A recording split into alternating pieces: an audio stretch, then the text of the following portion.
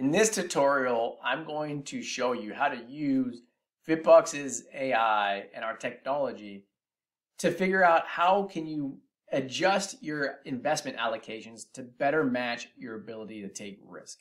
Okay. First and foremost, you want to make sure your account is up to date, so that way your ability to take risk is being calculated based on the most up-to-date information of your finances. To do that, to make sure it's all up to date, you go to My Money Details. You're going to want to update your day-to-day money, specifically your income here, and your day-to-day expenses, because that all flows through our AI. You're then going to want to come here to My Profile and go to Accounts and make sure all your accounts are up to date for this specific tool. Any investment account you have, you're going to want to make sure if it's linked that the link is not broken, and if it's a manual account, to make sure that you have these tickers and the balances in them. That's one of the big mistakes we see with people make with 401ks. They only put the balance in, but they don't put these details in. You want to make sure you have those details in there, okay? And then, of course, you also want to make sure that your human capital is up to date as well, because, again, that factors into your ability to take risk. So from there, I go to Tools and Products, and I would click Investments, okay? Now, before I go into how should I adjust my portfolio, I'm just going to go back and show you how should I invest my money, our AI for that, because it will show you what risk you're taking versus what you should be taking. So here you can see that I'm actually taking more risk than what we currently recommend. So I want to make my portfolio more conservative. So now that I'm in that, what I can do is I can either click here, or I can close this and open how should I adjust my portfolio and choose this second option down here, make changes to my investing allocation.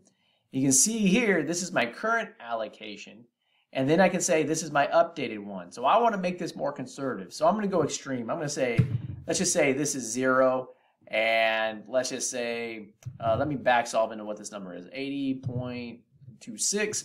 So now this is 100%. I can run my analysis, and I can see how close I am. Here's my recommended amount, my risk that I should be taking. Here's my current allocation. This is the one that I just made an adjustment to.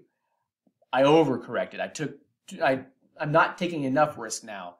So now I can maybe go in here and say, okay, well, what if this is 70% and this is 10.26%?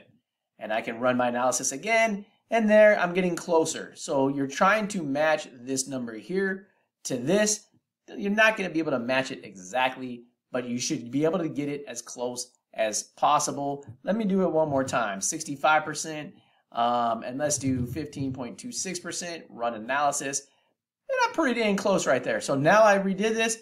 This is what I would have to adjust. I would have to reduce how much money I have in this specific investment from $30,000 down to $11,000.